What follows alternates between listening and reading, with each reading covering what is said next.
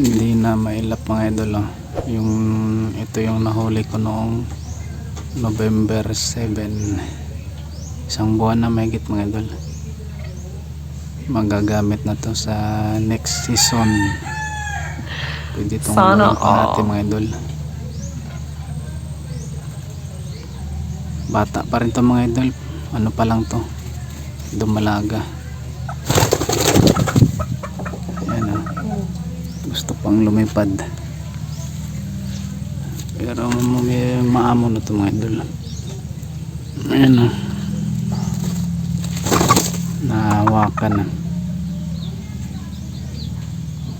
Malakas na rin tong magkakak mga idol. Ayan. Ito yung unang huli, November 7. Pwede itong gawing pangati mga idol. Nilabas ko muna mga idol para makita din ng ibang tao.